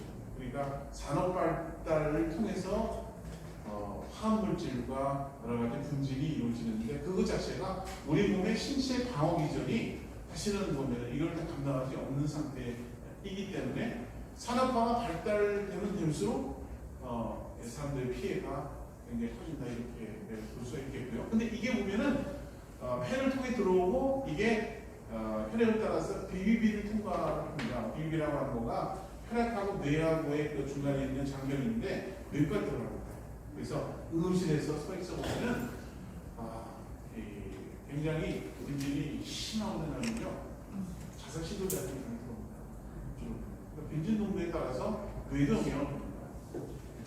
그러니까 이 환경 영향을 통해서 뇌의 생성 변화가 뇌에 있는 거기 때문에 어떻게 말하면 산화화가 진행될수록 몸의 염증 반응을 일으키는 것들이 커지고 또 그것이 뇌 쪽에 폐기성 변화를 사람의 뇌 기능을 떨어뜨리는 겁니다. 치매로 연결되는 그런 경우니까. 그러니까 제대로 잘 제어되지 않게 되면은 인간이 점점 퇴화하는 거예요. 근데 인간을 통제할 수 있는 여러 가지 네트워크나 전산장이나 로봇이나 이런 것들은 거꾸로 굉장히 비대하게 커지는 그런 상태의 부분에 있어서 굉장히 불확실성이 커지는 그런 상태다 이렇게 볼 수 있어서 애들이 어렸을 때부터 보면은 저체중아 미수관이 있고 아토피 질환도 있고 암도 생기고 그다음에 대사성 질환이 생기고 이런 것들이 많이 생긴다. 근데 그 피해가 주로는 가난한 애들한테서 많이 문제다 이렇게 볼 수 있겠습니다. 생활 속에서 여러 가지 화물질에 노출이 많이 되는데요. 여기 이제 정밀 부분에 이거는 좀 설명을 드리면 빨간 걸로 표시된 부분들이 식품을 통해서 나타나는 변화의 첫 번째 볼 수 있는데 육류 섭취가 많으니까 포화지방 섭취가 많아져야 됩니다. 그리고 오메가6는 주로는 이제 수산물에 많은데 보면은 육류 섭취량이 많은 경우는 대개는 가축 사료로 쓰는 거가 옥수수나 콩 종류가 표적인 오메가6 작물이에요. 그런데 오메가3와 6가 어느 정도 비율이 일정하게 맞아야 되는데 오메가3 같은 경우는 몸의 염증 반응을 줄여주는 역할을 합니다. 6는 느린 역할을 하는데 지금의 만성질환이 주로 문제가 되는 건 뭐냐면 염증 반응을 증가시키는 쪽으로 만듭니다. 그러니까 우리의 식단 자체가 육류 섭취량이 많아서 되게 그것도 가축도 보면은 주로 보면은 이제 들이나 이런 거에서 방목해서 보면 길른 그런 가축이 아니고 보면 공장 축사를 통해서 길러진 가축 같은 경우에는 이제 오메가6가 대부분인 경우인데 이런 걸 사람이 먹으면 우리 몸도 오메가6로 굳어지는 거죠. 그렇죠. 근데 그러면은 몸의 염증 반응이 증가되는 쪽으로 가요. 여기 항산화제라고 하는 거는 이 딸기 위에 딸기가 들어갔나요? 들어갔죠? 보면 들어가 있다고 생각하는 분도 없죠. 보면 근데 애들은 이제 바나나 딸기 이런 좋아하는데 이제 가격 경쟁력 때문에 기업이 보면은 우리 딸기 위에 딸기나 바나나를 원료를 넣치려면은 그 가격 경쟁력이 이겨내지 못합니다. 그러니까 대개는 첨가물을 넣고 그냥 향만 넣는 거죠. 딸기 향. 그러니까 정확하게 얘는 딸기 향우인 거지 딸기 우유는 아닌 거예요. 그러니까 우리가 딸기 우유를 먹지만 제철 과일이 주는 그 딸기가 우리 몸에 유익한 부분들을 소비하지 못하는 거죠. 그래서 항산화제가 이제 떨어지는 양상이 있고 대개는 이제 외식에 의존하니까 그냥 대부분 가족이 이제 소규모 가족이나 1인 인구가 많아지기 때문에 되게 외식이 늘어나게 되는데 애들한테서는 대개는 이제 단맛이 많이 나요. 어렸을 때부터. 그리고 자극성 있는 맛, 아주 짠맛, 단맛 이런 것들이 굉장히 많이 들어가는데 이런 것 자체라는 것들이 사실 몸의 변화를 갖다 줘야 되는데 체중은 늘어나고 신체 활동은 이제 늘지 않는 선상에서 몸에서 염증 반응이 증가되는 거가 공통된 특징이라고 보겠습니다. 사과를 갖게 되면 처음에는 사과 속살이 굉장히 이쁘잖아요. 근데 조금 지나게 되면은 색깔이 변색되죠. 근데 뭐냐면 공기 중에 있는 활성산소가 사과의 화학적 구조를 변화시키는 겁니다. 산화시키는 거예요. 그렇죠. 그러니까 산소를 뺏어가는 거죠. 그렇죠. 이렇게 되는 거가 몸에도 똑같아요. 몸에는. 그러니까 활성산소라고 해서 우리가 환경오염 물질을 통해서 유해화물 쪽에서 흡수를 통해서 받은 이 활성산소 물질들이 증가되게 되면 이거가 이제 세포와 작용을 해서 세포를 자꾸 변형시키는 겁니다. 그래서 나타나는 거가 노화 증상이 나타나요. 그렇죠. 그러니까 세포 하나하나가 손상되어 세포가 줄어들고 그래서 얼굴을 보더라도 보면은 탄력이지만 나이가 들게 되면은 탄력이 세포 수가 줄어드는 거야. 보면은 상처난 부분들을 바꿔야 되는데 세포가 오면 정신하지 못하기 때문에 어떤 경우에는 검버섯이 있는 것도 손상된 세포가 새로운 세포로 바뀌지 못하는 거죠. 근데 이게 일정 정도 넣어지는 게는 이제 질환으로 바뀌게 되는 거죠. 몸의 구조를 보게 되면은 이 산화성 손상이라고 하는 것이 다 대개는 노화나 질환의 핵심적인 기전 부분인데 이게 증가되어 간거가 만성 질환에 영향을 미친다 이렇게 되어 있습니다. 우리나라에서 부자가 된다고 하면 한 30억 정도는 되는데요. 그리고 현금으로 인출할 수 있는 예금이나 이런 거가 한 10억 정도는 돼야지만 부자가 있는 하는데 우리 몸에 보면은 세포가 보면은 되게 한 60조에서 70조 정도 됩니다. 여러분은 벌써 조대부자예요. 억대부자하고는 이게 벽이 다릅니다. 30억은 아니고 우리는 6, 70조 부자이기 때문에 몸 자체가 좋은 썬거 자체예요. 조대부자니까. 그렇죠. 그런데 이 60, 70조 되는 세포가 굉장히 커뮤니케이션이 돼 있어요. 우리는. 그래서 뇌에서 어떤 반응을 주는 것들을 그리고 또 신체에서 어떤 부분에 대한 정보를 취득한 부분들을 이제 뇌나 전체를 공유하는 거죠. 그래서 이게 정밀하게 다 네트워크로 연결되어 있어요. 세포 간에 연결돼서 네트워크망이 시그널 패스웨이라고 해갖고 신호 전달이 쭉 되어집니다. 근데 문제는 뭐냐면 세포가 손상되어지면 전달될 수 있는 네트워크 하나가 손상되어지는 겁니다. 그래서 몸의 조절 기능이 떨어지는 거죠.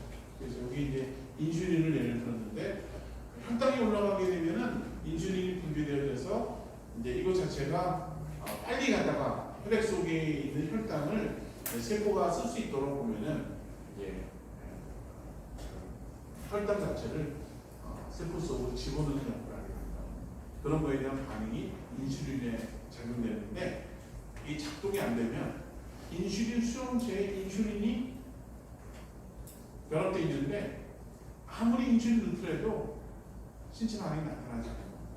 그런 것 같이 보면은 세포 안에 영양 조절이나 이런 것들이 잘 이루어지지 않으면 조절력이 떨어지게 됩니다. 그러면 이제 혈당이 올라가고 그 다음에 이제 혈당이 조절이 안 되니까 몸에서 혈관에 이제 동맥경화증, 혈관성 질환이 진행되고 중성지방이 올라가고 중성지방이 올라가게 되면은 시력이 손상되고 청력도 손상되고 중성지방이라는 것이 혈액 자체가 끈적끈적하게 되면서 작은 혈관을 막는 역할을 하는 겁니다.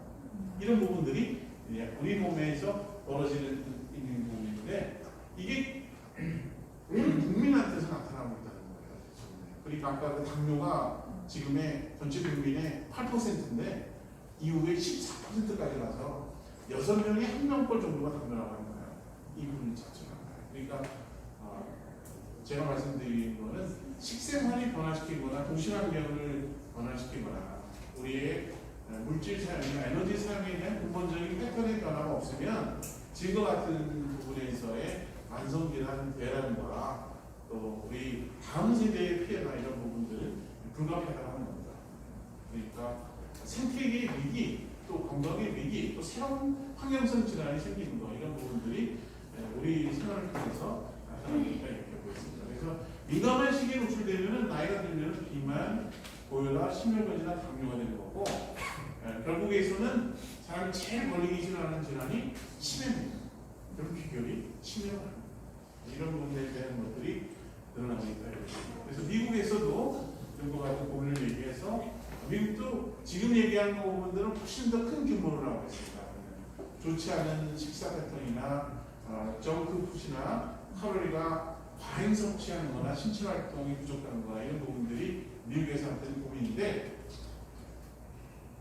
미국 사람들도 건강 쪽에서 살이 좋고 LA쪽이나 뉴욕이나 이런 쪽 부분에서는 애들을 갖다가 쌀로 갖다가 집어가다 그런 분들 나타나고 있습니다. 왜냐하면 밀가루 자체라고 하는 거가 굉장히 혈당을 빨리 올라가게 하는 그런 부분이기도 하기 때문에 그거는 건강 식단에 대한 관심이 굉장히 높아진 거죠. 그리고 자기네들은 식생활 자체가 건강하지 못하다는 게 고민인데 우리는 식생활 자체가 굉장히 건강한 식생활 구조를 갖고 있는데 거꾸로 자꾸 섞어내는 거예요.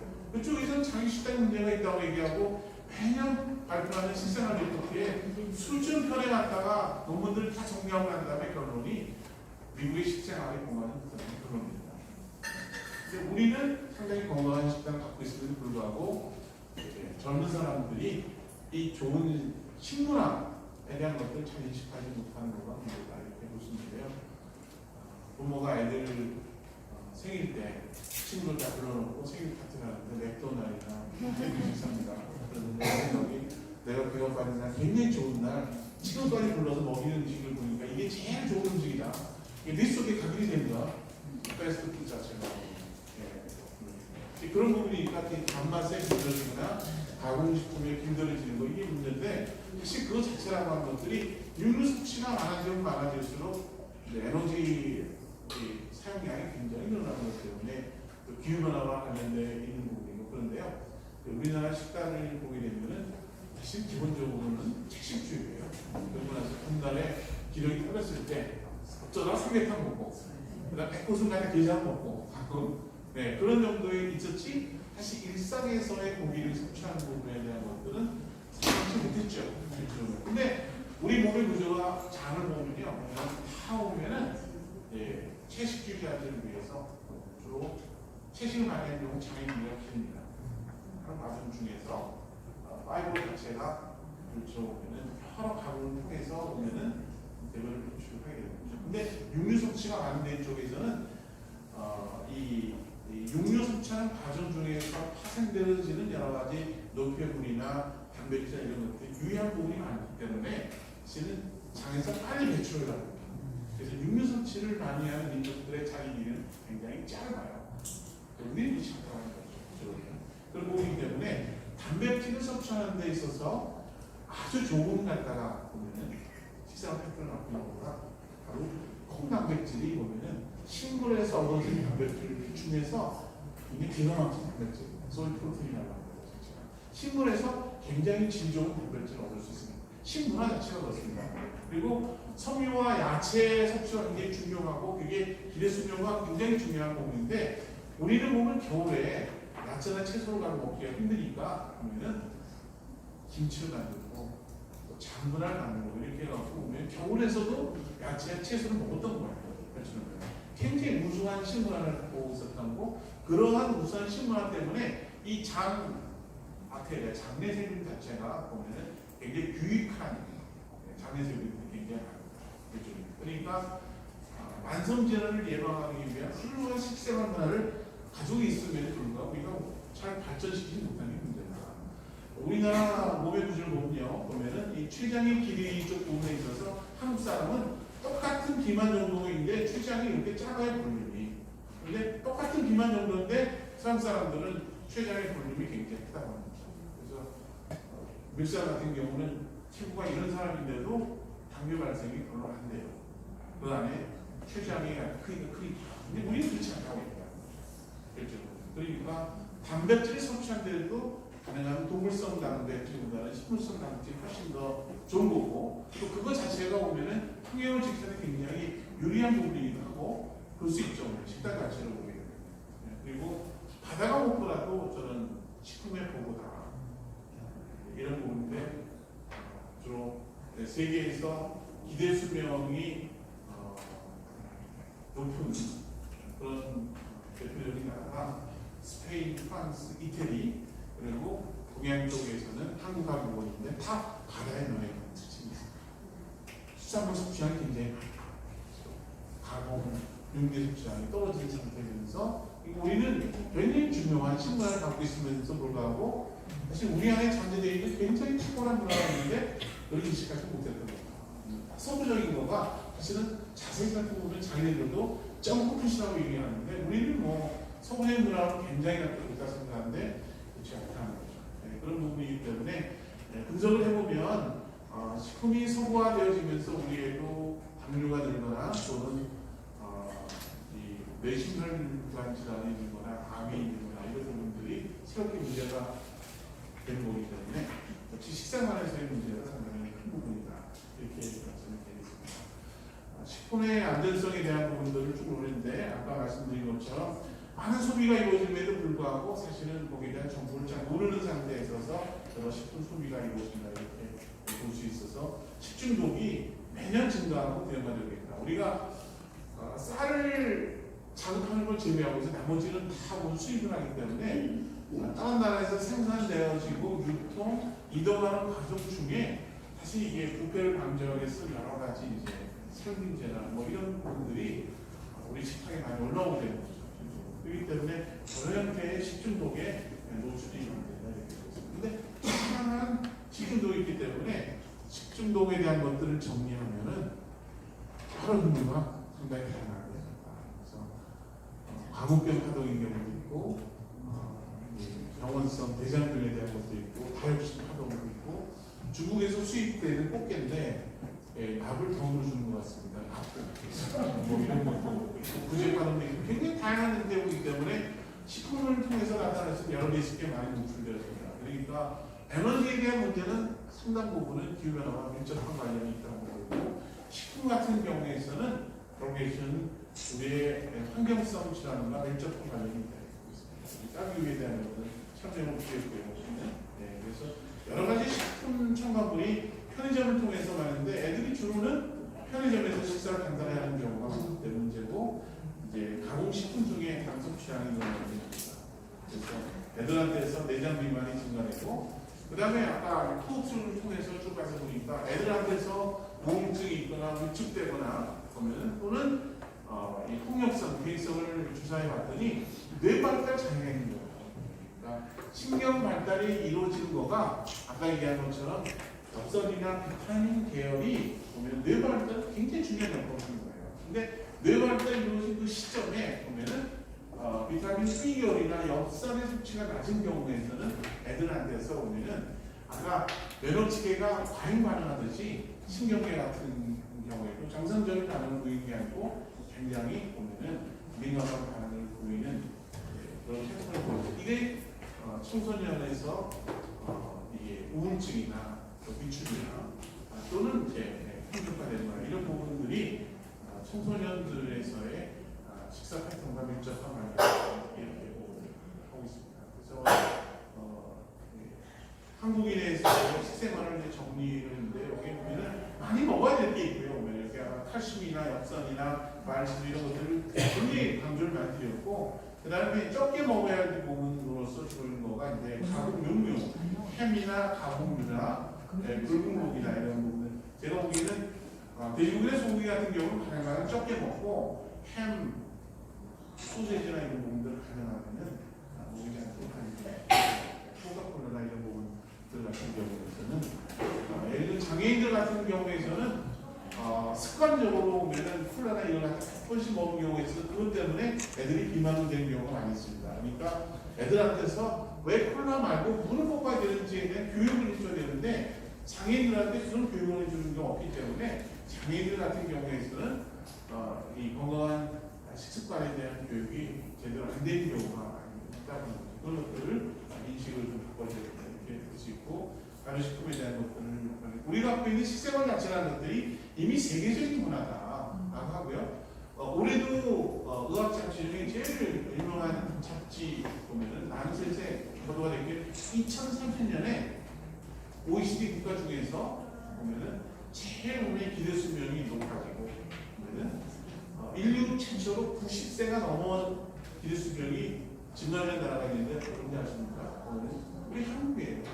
한국의 여성들의 기대 수명이 2030년에 드디어 91세가 됩니다. 90세를 넘기는 최초의 국가야. 어마무시합니다. 저는 그런 과학적으로 이해하지만 그거 이해간다. 왜냐하면요, 맛집에 가보세요. 남자들 별로 없어요. 몸에 좋다고 하는 정보들은 여성들이 통화하는 걸 가만히 들으면 팔고 싶어서 먹는 얘기예요. 뭐가 좋다. 이렇게 말을 했는데 혹시 이거 다르구나 이렇게 했는데 여성들의 몸에는 건강에 대한 관리가 남다르다 하는 거죠. 근데 식문화가 굉장히 중요한 역할을 한다 이렇게 볼 수가 있고, 중국에서 근육파동이 있어갖고 애들이 신장 결석에 대해 사망을 했죠. 그래서 이 강아지가 이런 오염된 식품을 어떻게 먹이라고 하는 거냐 하고 얘도 지금 항의가 나왔어요. 얘도 이렇게 사연이 있어요. 왜냐하면은 중국에서 보면은 애완경의 사료로 보면은 집단 이제 수출을 했는데 중국에서 수입된 그 애완경의 여기 보면은 동물 사료를 먹고 난 다음에 애완경이 집단 폐사한 거예요. 그래서 살펴봤더니 여기도 보면은 그 동물 사료 중에서 보면은 여기에 보면 굉장히 큰 것들이 일부 들어갔었는데 여기 멜라민. 그렇게 해서 미국 쪽에서 보면은 중국 쪽에다가 보면은 이 동물 사료에 이런 부분이 있으면 혹시나 사람에게 피해가 있을 수 있냐고 해서 그거에 대한 것들을 단속하라고 보면 정보를 줬음에도 불구하고 사고가 났어요. 봤더니 보면은 유제품 회사하고 중국 관련 결탁이 있었던 거죠. 그러니까 우유 자체를 물을 타서 보면은 가격을 부풀리는데 중국 관료들이 같이 가야 되거든요. 눈속임 하기 위해서 멜라민이라고 하는 비료에 쓰는 물질을 넣으면은 이게 단백질로 오인식되어서 검출기를 통과할 수 있다. 이런 일들이 벌어지는 거다. 강아지가 좀 이제 화가 난다고 하려면은 그렇죠?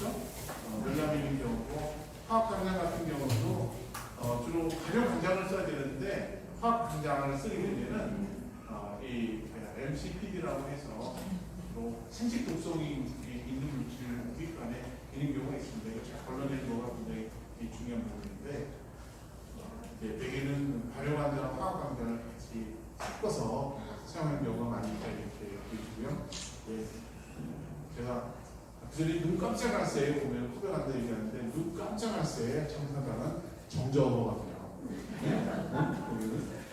화학 간장을 잘못 먹으면 그냥 내 정자가 순식간에 없어지는 거예요. 이런 일들이 벌어진다. 그래서 공장을 통해서 배출된 물질들 자체가 환경 오염을 통해서 식탁 오염을 결과지고 환경 오염이 주로 문제가 되는 거죠. 그런 부분이기 때문에 주로 제초제, 살균제, 살충제 이런 것들이 문제가 되어집니다. 수산물 쪽에 이런 것들이 많이 있고요.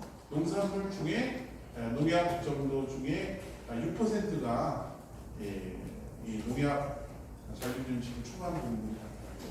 이게 생태계에서의 변화 쪽 부분인데요. 되게 지금 화학물질 같은 경우에는 인간을 기준으로 독성 분산하기 때문에 지금의 사용되는 화학물질은 인간에 있는 비율이 괜찮아요. 그런데 물고기들하고 양서라든가 파충류에서는 치명적인 독성을 보이는 경우가